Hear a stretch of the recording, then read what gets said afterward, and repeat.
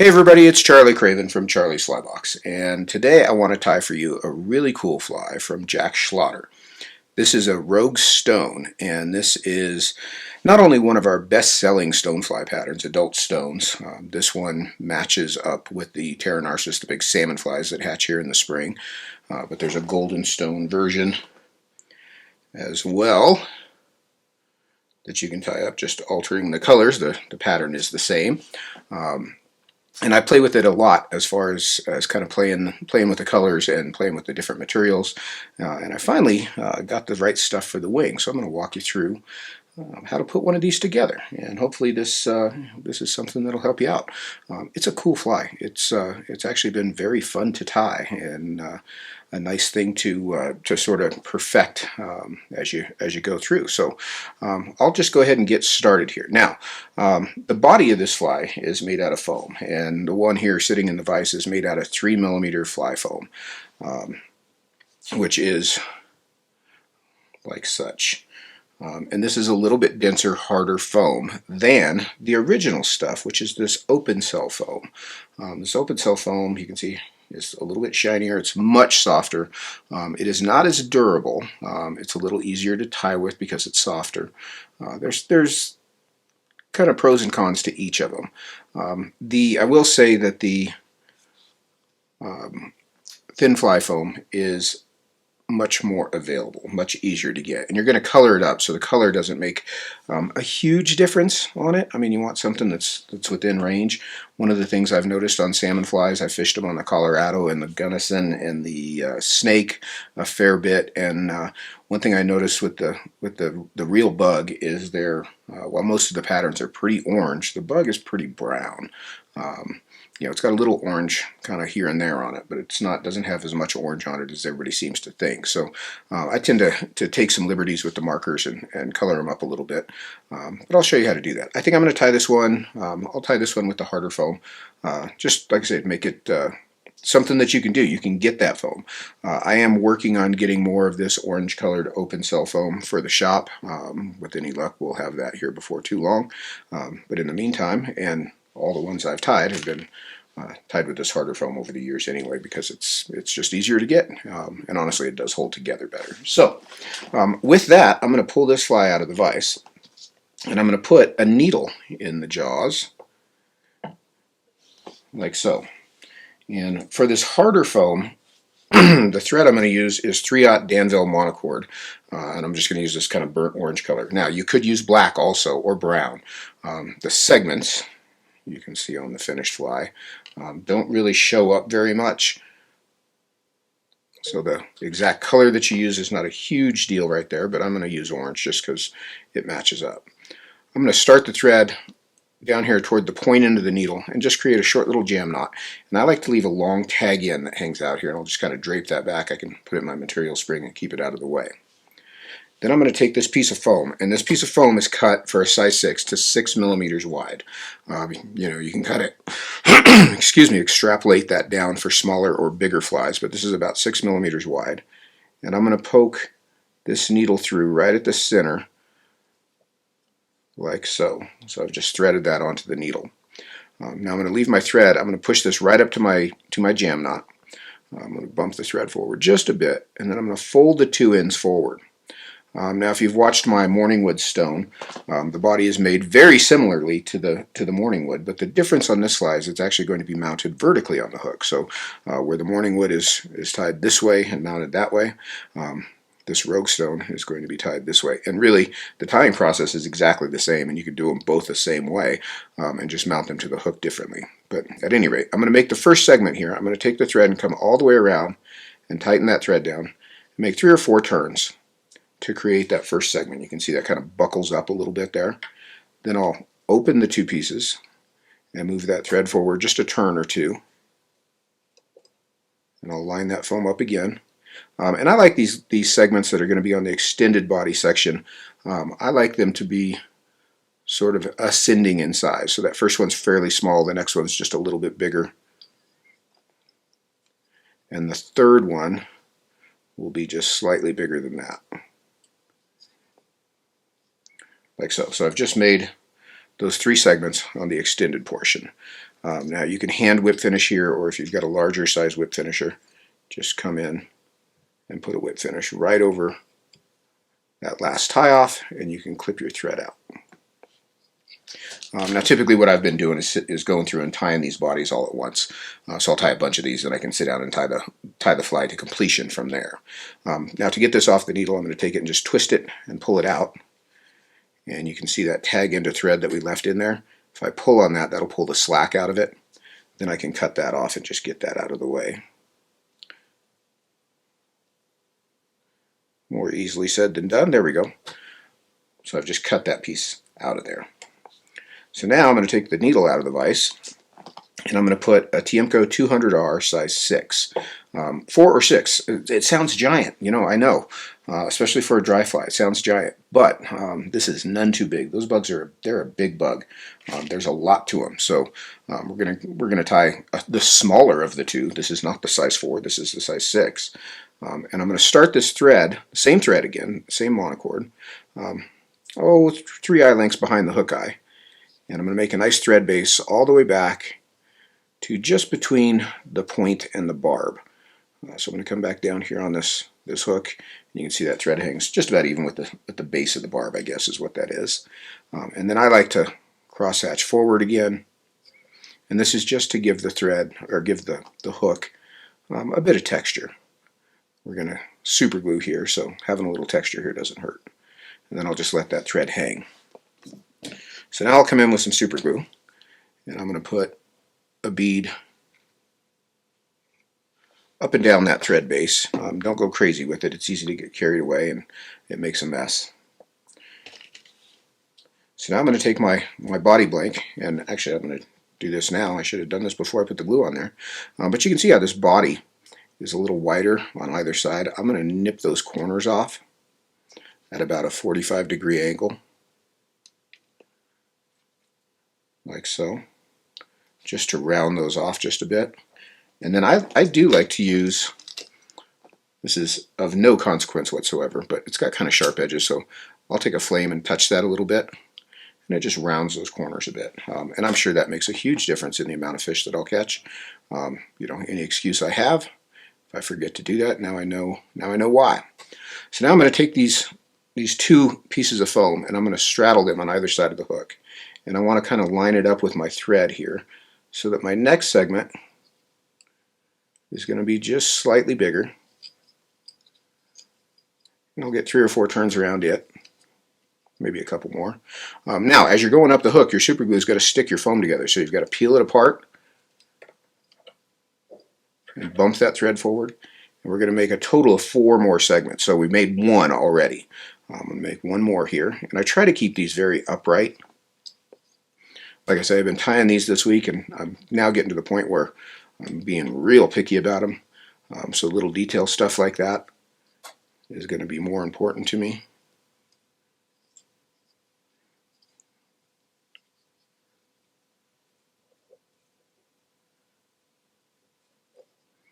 And I like to make that last segment just a little longer.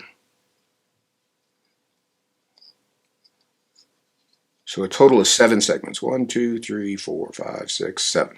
All right. So now I'm going to nip this foam off here at the end, fairly close. You can toss those 2 scraps.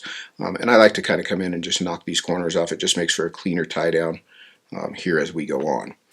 But before we go on, we're going to color this up a bit. I'm going to use a sepia colored marker, which is kind of brownish gray. And you know, I was thinking about this the other day. I use a sepia colored marker on so many things. I see a little fray of thread right there that I just had to get rid of. I use a sepia colored marker on so many things. It's Prismacolor sepia. Be easier to read if I hold it that way. You could just about get away with almost anything you need to do with this color marker, you know, at least for modeling purposes goes. And what I'll do, I'll turn this so you can see it, is I'm just going to run it down the side of the fly. You can see it kind of leaves little segments in between. It just hits the high spots. Then I'll go down the top of the fly and do the same thing. And then I'm going to go down the far side. Now, conventionally, the bottom would be left orange. I like to run the marker down the bottom as well. Like I say, they tend to be more brown than orange. And you can kind of do the extended portion back here where you just model that up and you see it just dirties it up a little bit. Now the original pattern that Jack did, he would then coat this body with thinned vinyl or Flexament. I think thinned 4:1 is what he said. And that would kind of smear the ink a little bit and also seal it up. Now I don't find that I need to do that. This ink seems to stay on pretty well, especially on this kind of foam. On that open cell foam, it does not stay as well, so not a bad idea to do on a fly like that, a fly made out of that. Now what I'm going to do is I'm going to hold on to the hook here, and I'm just going to kind of mash down this front end of this foam with several turns of thread, kind of give that a bit of a taper. And I'm going to take 4 strands of orange Krystal Flash, and I want them, they're probably 5 inches long or so. But I'm going to take these 4, and I'm going to tie them in at the center of their length, double them up, and wrap back over them. Then I'm going to cross my thread back to this first segment and catch them, and then cross my thread forward again. And that lays that flat down over the top of the fly. Now for the wing on this fly, and this is one of the things that over the years I've used a variety of substitute materials for the wing on this, and I finally found out what the real stuff is, and it is 3M Transpore. Let's see if you can see that. Transpore surgical tape.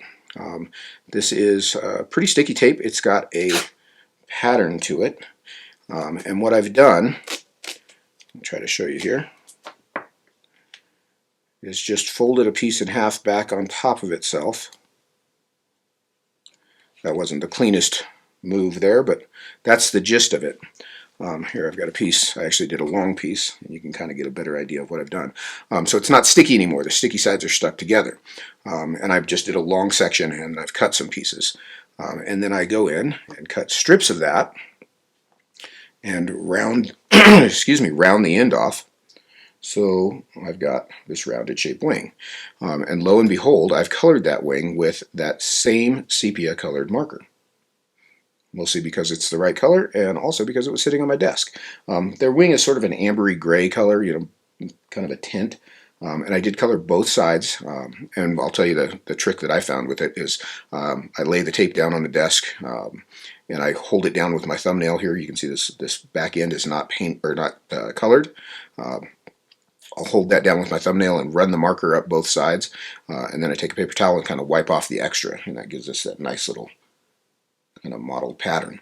But you want a piece that is at least as long as the body, and ideally, well, it needs to be longer than the body. I want this about 1/8 of an inch, 1/8 to 1/4 of an inch past the end of the body. Now one thing I found when you tie this in, because it's a stiff material, if you just go tie it in, your thread is going to twist it and your wing will come out off center. And I'm sure that makes a huge difference in the amount of fish that you catch. I'm going to narrow this down just a little bit. Not narrow it, but shorten it. Let's try to get a straighter cut there. Geez. I've only had 1 cup of coffee so far this morning, so I'm not quite on top of my game just yet, apparently. Now, one other thing to keep in mind is when you tape this stuff together, when you stick it to itself, it has a little curve, so you always want to tie it in curve down. That way it'll cut to the body. If you don't do that, eventually your fly will have a wing that is curling up, which isn't what you want. So now back to tying this in. I'm going to bump this thread right up to the front edge of the body, and I'm going to lay that wing measurement in just about 1/4 inch past there, and I'm going to catch this piece of foam. But what I want to do is angle it just slightly toward me on my tie-in, because my thread will straighten it. Get that anchored down and make sure that it's straight.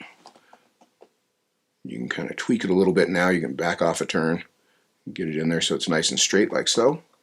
Then I'm going to take my thread, and I'm going to cross on top, and I'm going to catch it in that first segment as well. Just a couple turns, and then I'll cross forward again.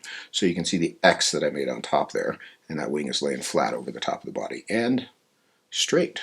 Lo and behold. You can tell if you make that piece too wide. I should have mentioned the width. Here I've got another blank here. The width is about as wide as the gap of the hook for that wing.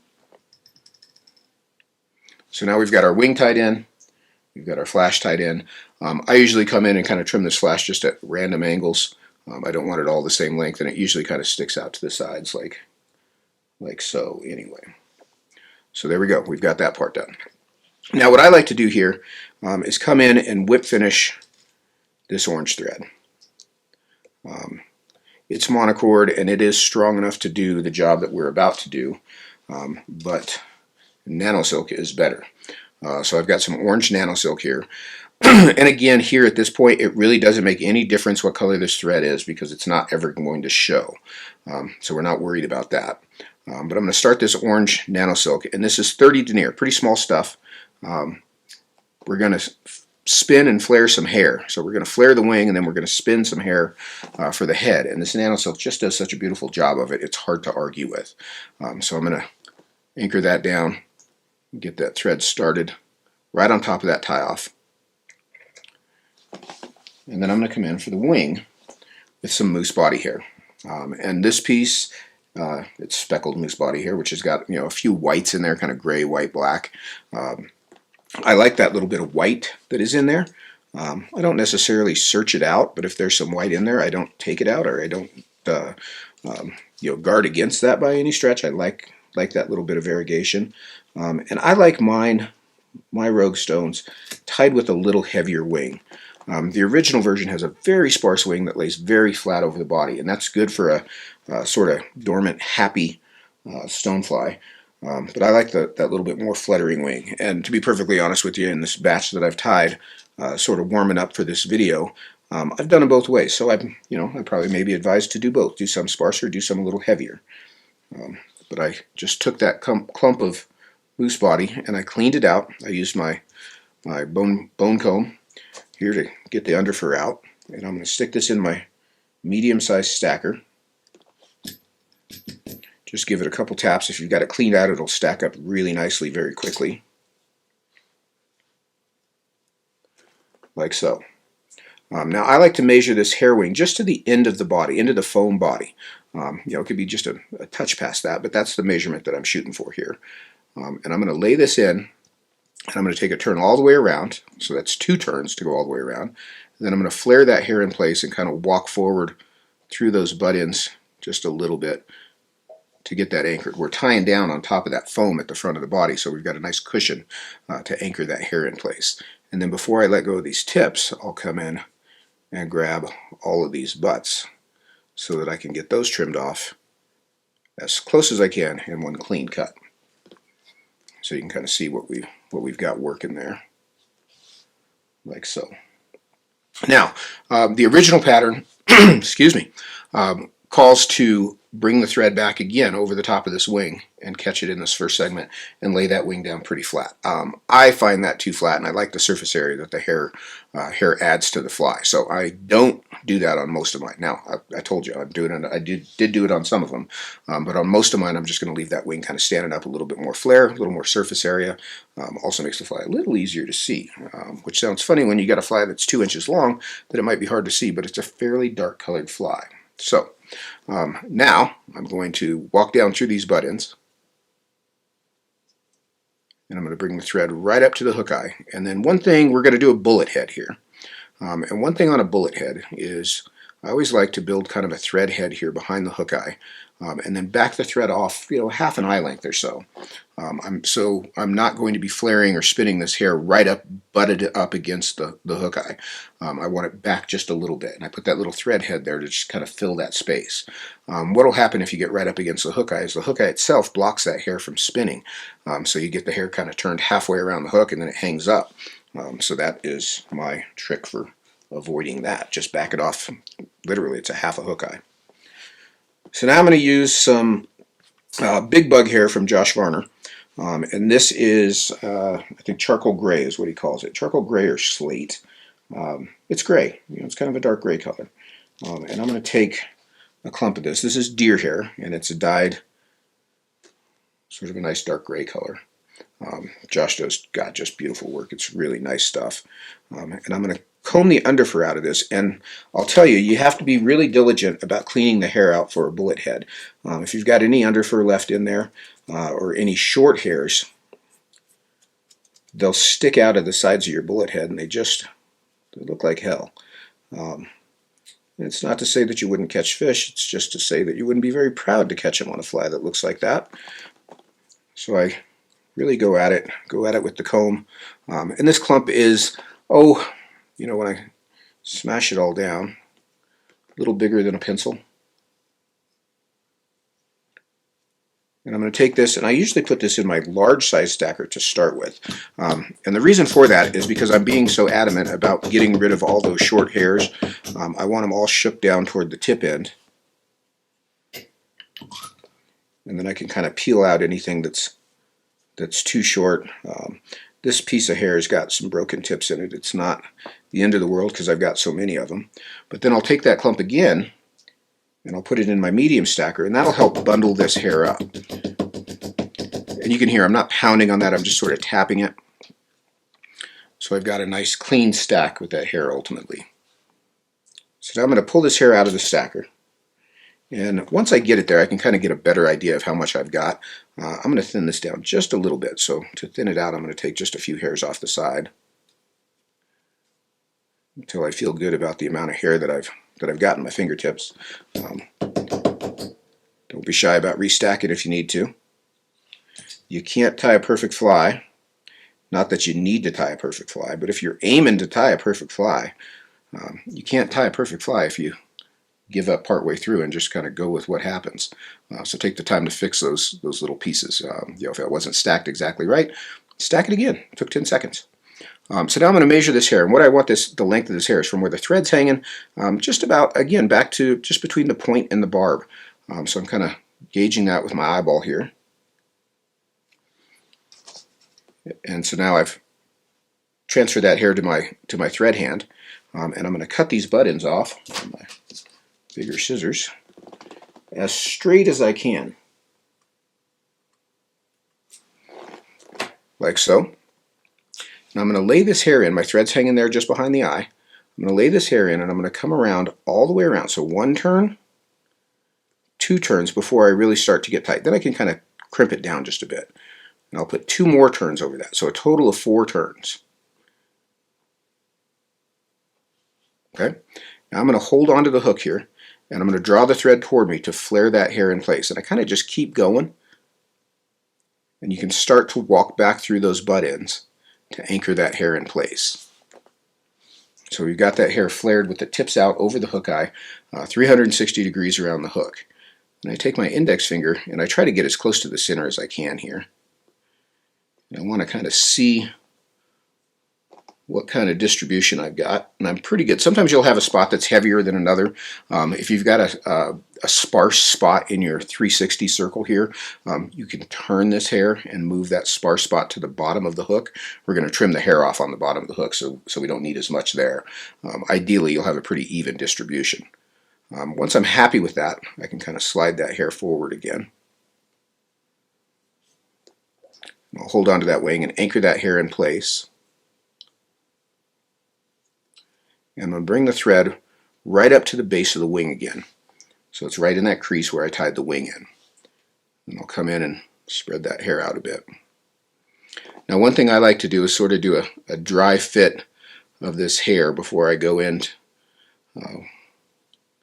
to form the bullet head. And I want to make sure that that hair is as straight as I can get it. I had a lot of experience tying bullet heads back in the day, tying PC hoppers.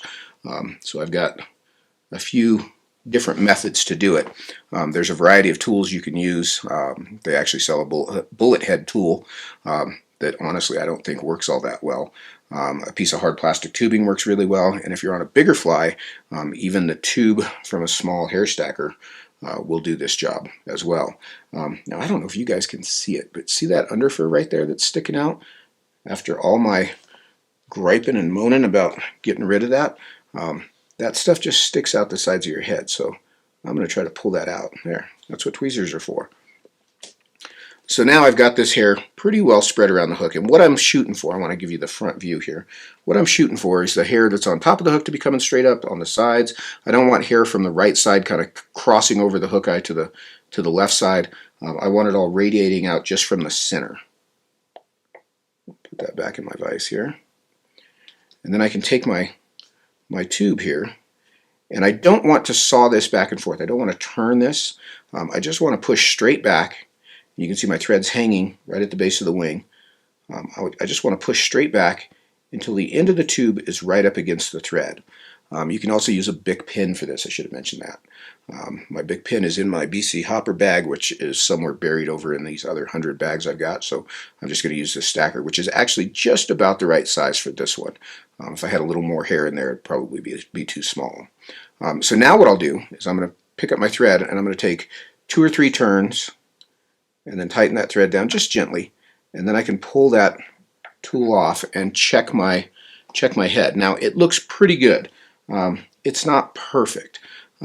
It's got a few little wrinkles in it, and the hair's not quite as tight as I'd like it. You could absolutely go on from here, and this is a fish catching fly, no problem at all. But you are not watching my videos to just get good enough. You're watching my video because you want to see how to do it perfect. So here's what I usually do, and this is not atypical on a bullet head. Is you do it the first time and it's not quite exactly right, we're going to do it again. So all I'm going to do is unwind these 2 turns. I can kind of smooth this hair back a bit more, and again I just want to push straight in, no turning, push straight in, hold it tight, a couple turns to anchor it, and now we're in pretty good shape there. I can actually see it better on the screen than I can with my eyeball. Give it a little more light there. Oh heck, you know, I said perfect. Let's do it perfect. I had a little wrinkled hair in there. You can see how I just did that with my fingers to get that wrinkle out of there. Yeah, now we're pretty darn perfect. All right, so now what I'm going to do is I'm going to whip finish this thread, this Nanosilk thread, because I want to finish the collar with some bright orange 70 Denier. So I whip finish that thread. Then I'm going to pick up some fluorescent fire orange 70 Denier UTC thread. And I'll kind of comb this collar back and start this thread right over that tie-off. Now I've been really diligent about coming in and trimming this tag as close as I can get it so it doesn't stick out. And I did it on your side so you'll be able to see if I screw it up. But now that I said that, I won't. And now we're going to put in the legs. So the legs are just a couple strands of medium black round rubber. So I'm going to take 2 strands of this. And the first strand, doesn't really matter which side you do first, but the first strand I'm going to put in on my near side. Get a couple turns over it. You do want to make sure that you don't catch any of the tips of your deer hair. And I'll square that up along the near side of the fly. And then I'll lay the other leg in on the far side and catch it with a couple turns.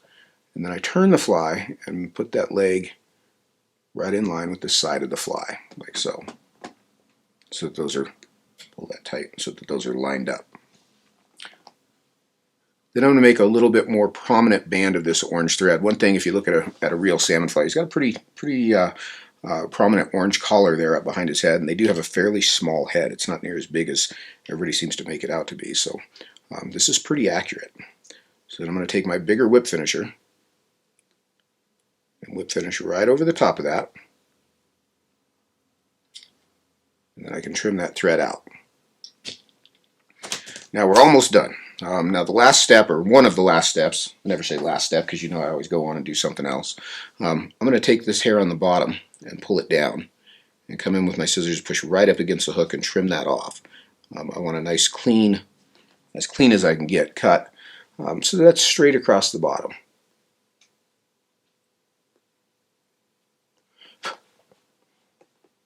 About like so. Now I'm not opposed to leaving those legs long. The original pattern, they're a little shorter, maybe just to the hook bend, so you can kind of pull these back legs back here and just cut them just beyond the hook bend like so. But I'm not opposed to leaving them long. You can see, if I give you that angle, see how this leg is a little more V'd than this leg. Rubber, when you buy packaged rubber, it's always got some bit of a curve to it. And in the case of this, I've got both curves going the same way. The way you can, this leg needs to be curving the other way. And the way I can get that turned around If I take this leg and roll it in my fingers and pull on it, see that back end turn around? Now those legs are X'd pretty nicely.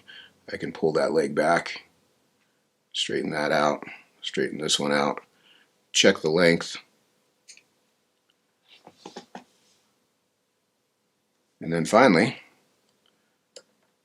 we'll come in with a little shot of head cement here, just around that thread collar. I don't find a need to use resin here. Resin doesn't soak in like this head cement will. This head cement will soak through that thread, through that deer hair, into the base of the wing. We've got everything kind of tied off, tied on and tied off there in that same spot at that collar. So a solvent-based head cement that'll bite down in there. My wing's buckled a little weird. I'm just going to crease him down the center and get him back where he needs to be. That's a little more like it. And that is our finished rogue stone. That's a cool fly. That's a fun fly to tie. I've tied several of them. I don't even know how many I've got here, maybe a dozen or so.